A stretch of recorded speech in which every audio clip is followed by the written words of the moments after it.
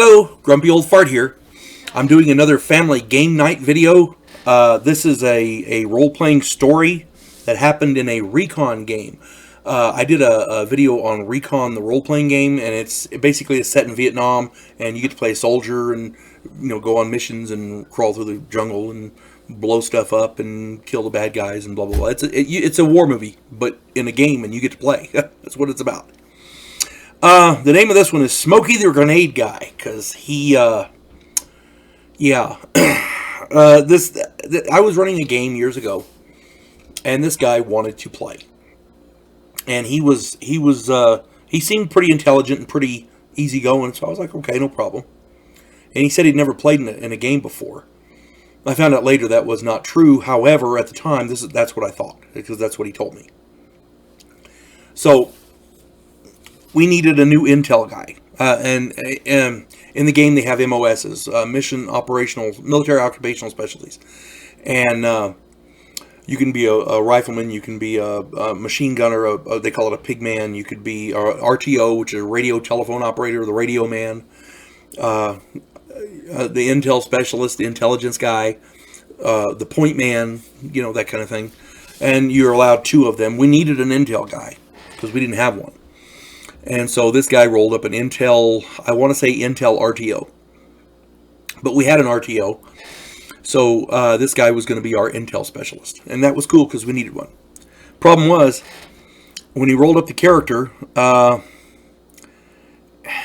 this guy couldn't use a rifle to save his life. I mean, he really was a crappy shot with a rifle. He could barely use a pistol. I mean, he was a few points better than the rifle, but not by much.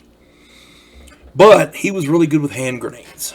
So when he got issued his kit, he was given the same as everybody else, an M16. And because he's the intel guy, he got a code book. He got the pistol with some magazines of ammo, and his standard deployment kit with rations and canteens and all that. But he didn't want to take the rifle with.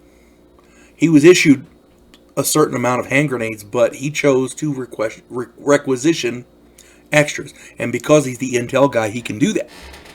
So this guy's got he ordered big bags of grenades, different kinds of hand grenades. You got fragmentation grenades, anti-personnel grenades, high explosive grenades, which have a huge blast radius, and they're used for destroying bunkers and things. All kinds of smoke grenades, gas grenades, you name it, he had it. And he had bags of them hanging on him, and he had them hanging out of his pockets, and he just was like, armor of grenades, as it were. So, but he refused to carry a rifle because he couldn't use it.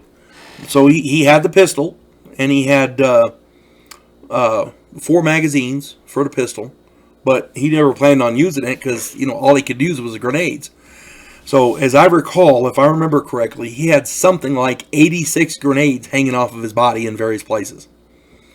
And this was, bags, pockets, off his belt. I mean, just, everywhere. He had a bandolier with grenades hanging on it. I mean, it's just grenades hanging off of him left and right.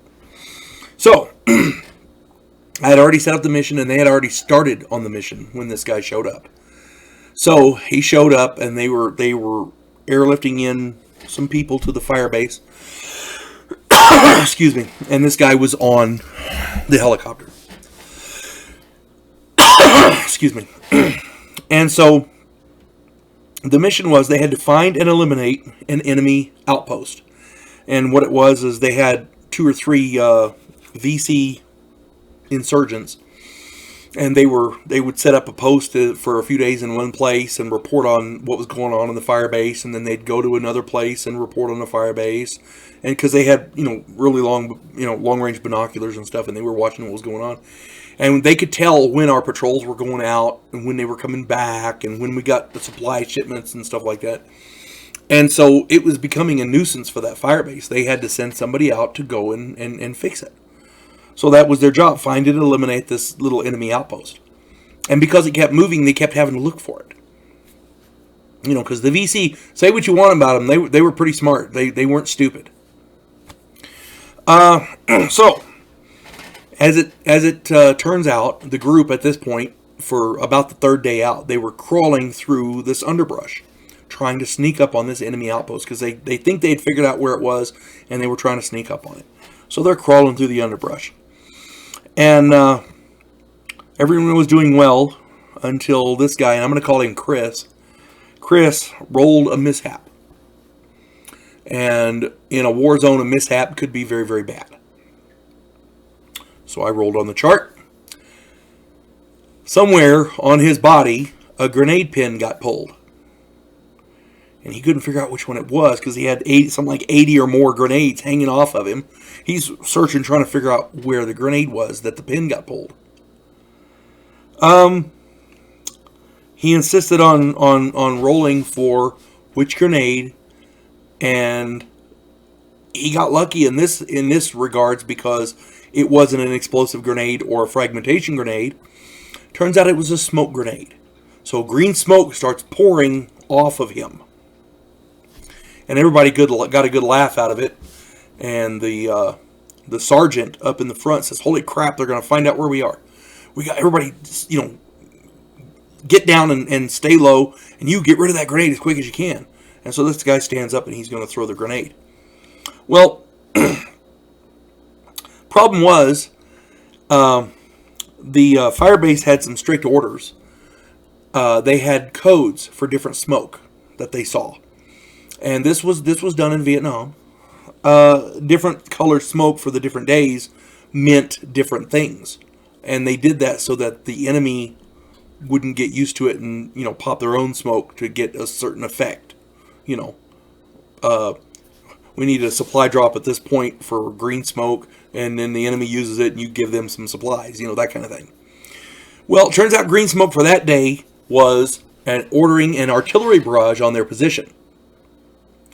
So the firebase wheeled its 155 millimeter howitzers around and completed and basically obliterated the group.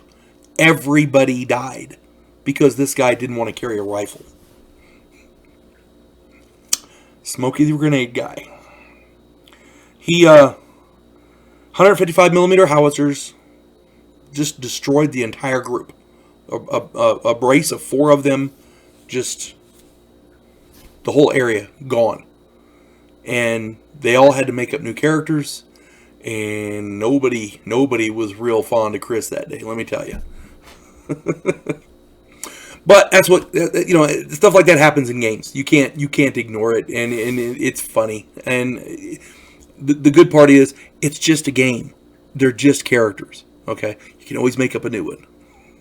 You folks have a good day. God bless one and all.